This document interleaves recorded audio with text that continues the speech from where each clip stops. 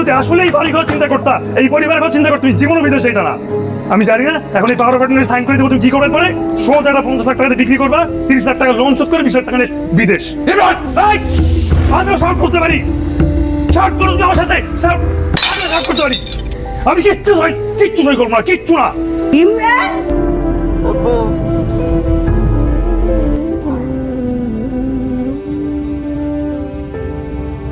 আজকে ছিঁড়ে গেছে একটা মায়ার বন্ধন। আব্বাকে যেন আল্লাহ বেশ নসিব করেন এবং তার মাগফিরাত কামনা করবেন। আর তার যদি কোনো দেনা পাওনা থাকে, তিনি যদি কারোর কাছ থেকে কোনো ঋণ নিয়ে থাকেন, আমি তার বড় সন্তান, আপনারা আমার সাথে যোগাযোগ করবেন। ধন্যবাদ। আসসালামু আলাইকুম। ভুল বুঝলে ভাঙে মন, ও স্বপ্ন বুকে চলা পিজে ঢালা। এনাম ভাই, আপনি তো চিনি খান না, তাই চিনি দেয়নি। না ঠিক আছে।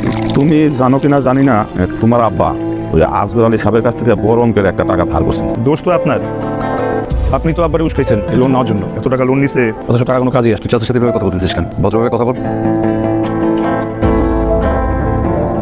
ভাইয়া কি হয়েছে পারু? ঠিক আছে অসুবিধা নেই। আচ্ছা আপনি ওকে আমার সামনে সিগারেট ধরে এলো, চাচার সামনে। না না ভাইয়া, না না ঠিক আছে।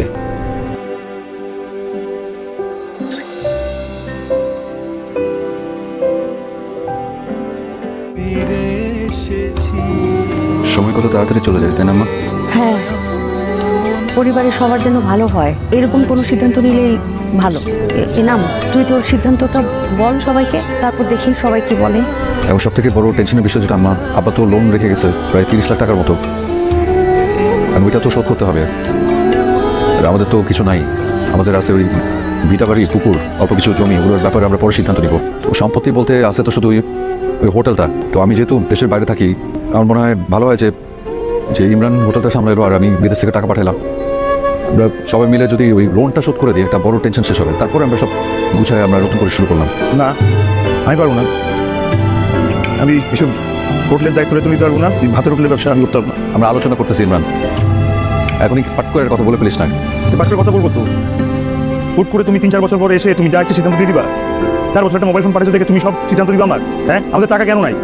কারণ তোমাকে বিদেশ পাঠানোর জন্য জমি জমা যা ছিল সব বিক্রি করে দিচ্ছে। ইমরান একটু থামবি? না, কোনো থামাথামি নাই তো, কেন থামবো আমি? হ্যাঁ, আমি কেন ভাতের হোটেল দেখতে যাবো? না আমার কি কোনো কাজ নাই? ভাতের হোটেলে আমি ইয়ে করবো? তোমার যদি শখ থাকে ওই ভাতের হোটেলে তুমি ম্যানেজারি করো, বিদেশ যাওয়ার দরকার নেই তোমার। ইমরান, একটা কথা মনে রাখি, পুরোটা পৃথিবীর কাছে তুই এক, কিন্তু পরিবারের কাছে তুই পুরা পৃথিবী।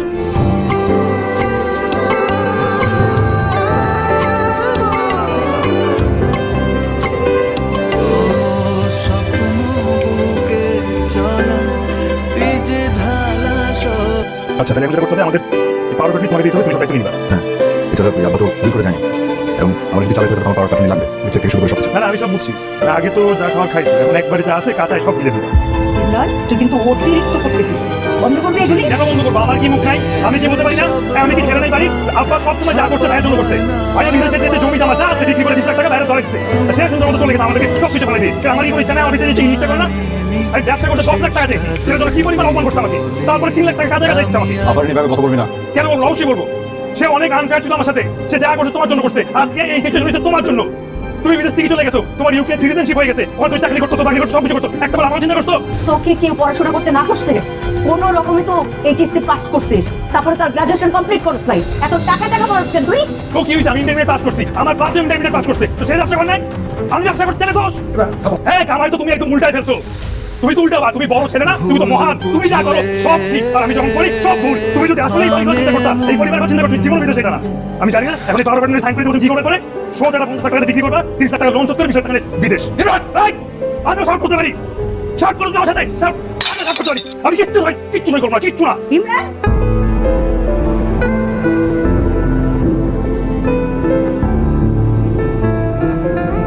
তোমরা সবাই মিলে ষড়যন্ত্র করতেছো, আর কখন নেব তো এই নাম।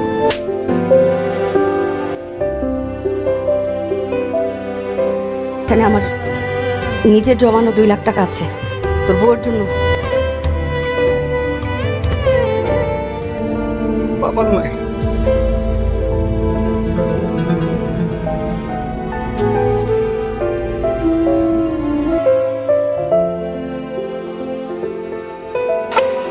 এমন চাইছে, বস, তোর সাথে আমার একটু কথা আছে, বস প্লিজ। আমি কালকে সন্ধ্যায় চলে যাচ্ছি। আমার থাকা না থাকে কিছু আসে যায় না।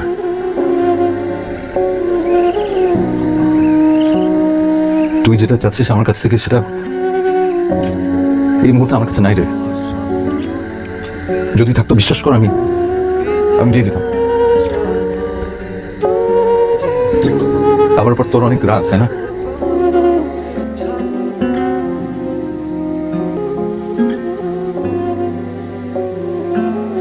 আমি যা কিছু ছিল সবকিছু তোদের নামে লিখে দিচ্ছি, তোর আর মাহির নামে। আমার মাকে তেমন কিছু লাগবে না, আমার কাছে তোর এই শখ। আচ্ছা, আমি তোদের হারাতে চাই না। মায়ের খেয়াল রাখিস, তার সাথে খারাপ ব্যবহার করিস না, ভালো থাকিস। আমার ভুল বুঝিস না রে ভাই, আমার ভুল বুঝিস না।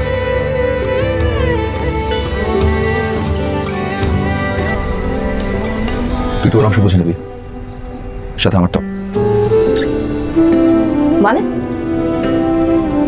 মানে আমি আমার অংশ ছেড়ে দিচ্ছি। আগে যেখানে সবকিছু 6 ভাগ হইতো, সেখানে এখন 4 ভাগ হবে। 2 ভাগ ইমরানের, 1 ভাগ তোর, আর 1 ভাগ আমার। ঠিক আছে, আমি কোথায় কাছে আমি যাই। জীবনে এমন কি কোনোদিন হয়েছে যে তুই কিছু চাইছিস তোর বড় ভাইয়ের কাছে, আমার এই নাম সেটা তোকে দেয় নাই? এমন কি কিছু হয়েছে? যা চাইছিস আমার এই নাম তাই দিছে। কাছের মানুষের ছায়া যদি পাশে থাকে আর কিছু লাগে না। এ মায়া এমন মায়া, কাছের মানুষের ছায়া যদি পাশে থাকে আর কিছু লাগে না।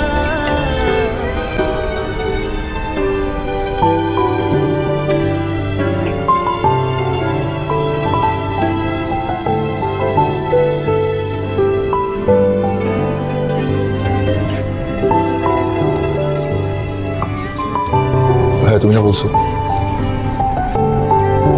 তোমার হাত ছেড়ে যাবে না, এখন কেন চলে যাচ্ছ? আমি ছোট ভাই না, তো ভুল করার অধিকার আছে। চার দেয়ালের মাঝে কিছু গল্প বলেছি, আগলে রাখবো বলে ফিরে এসেছি। মন মায়া, কাছের মানুষের কিছু লাগে না। মায়া এমন মায়া, আমার 6 মিনিট টাকা নষ্ট করে ফেলতে পারবো, এটা কোনো ব্যাপার না। আমার ডিপিএস 3 লাখ টাকার মতো হবে।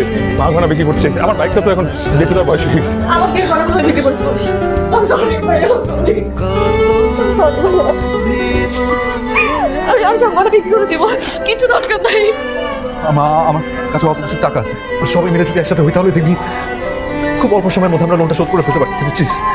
আমার এনাম, ইমরান, মাহিন একসাথে হয়ে গেছে। তোদের আব্বা দেখছেন, আমাদের পরিবারের শক্তি বেড়ে গেছে, আর কোনো অন্ধকার থাকবে না। কালো মেঘের পরে আবার সূর্য যেমন হাসে, আসুক না যত বাধা